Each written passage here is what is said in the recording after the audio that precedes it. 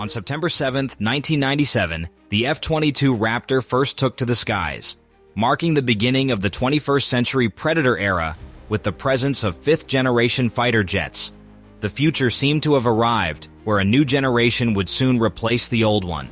However, history does not always go according to plan. Older generation fighter jets persist, and one of the most striking in this competition is the F-15EX Eagle II.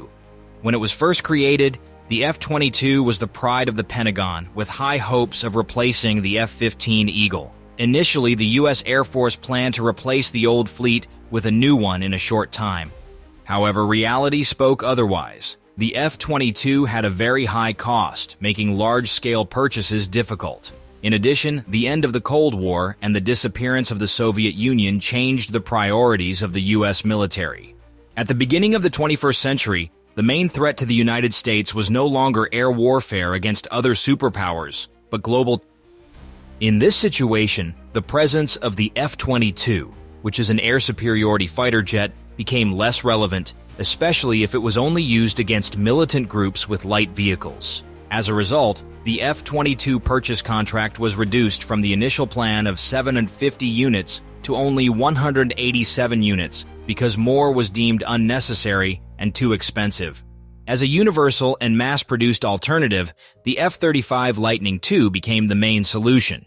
With 3 different variants, the F-35 was designed to replace several fighter jets at once and received large orders. However, this project faced various obstacles, such as technical difficulties, cost overruns, and production delays.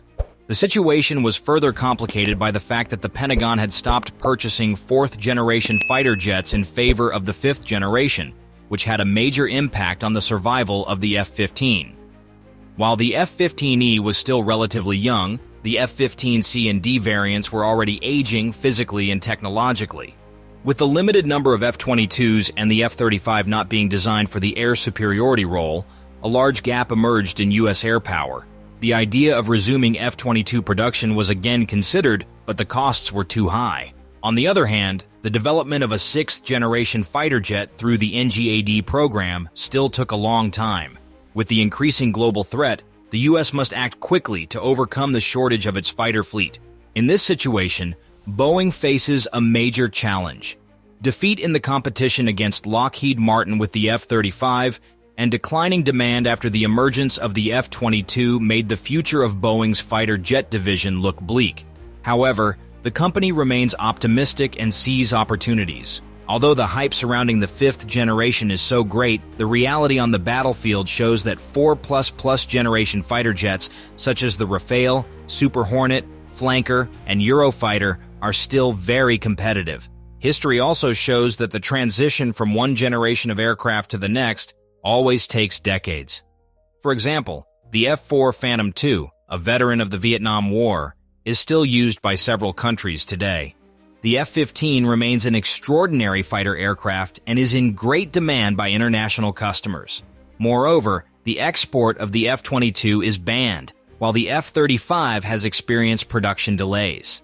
This allows Boeing to continue producing the F-15 for other countries even after orders from the U.S. military have decreased. Over time, the demand to extend the service life of the F-15 fleet has increased. The F-15 was originally planned to be retired in the 2020s, but its operational life has now been extended to the 2030s. Boeing then offered various modernization projects, such as the F-15 Advanced Eagle and the F-15SE Silent Eagle, which have a stealth design.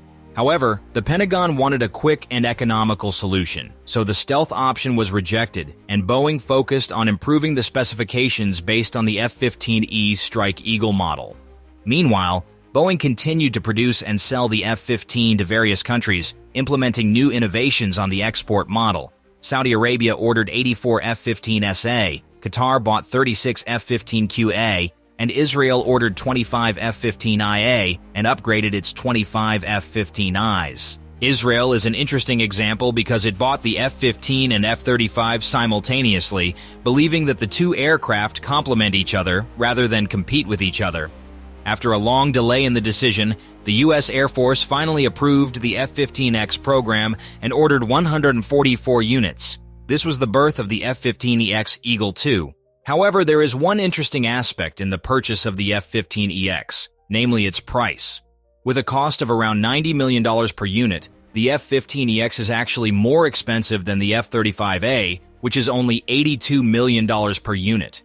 In fact, Boeing and various experts have often criticized the F-35 for its high cost.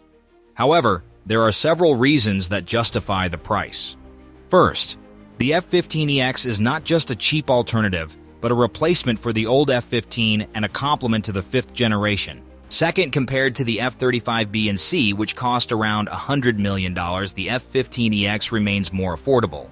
Third, the much larger production scale of the F-35 allows Lockheed Martin to reduce costs, while the F-15EX is produced in more limited numbers. Fourth, the operational and life cycle costs of the F-15EX are lower than those of the F-35. Finally, in 2025, cheap fighters are no longer a reality. In terms of design, the F-15EX still maintains the basic structure of the F-15E Strike Eagle. However, there are many significant updates, such as a more optimal design, an increased operational life of up to 20,000 flight hours, and completely updated avionics. One of the main advantages of the fifth-generation fighter is the integration and sophistication of the onboard system. Therefore, Boeing applied this concept to the old platform by replacing the old mechanical electronic system with fly-by-wire technology, as well as installing a mission computer based on the ADCP-2 processor, which is one of the most powerful in the world of combat aviation.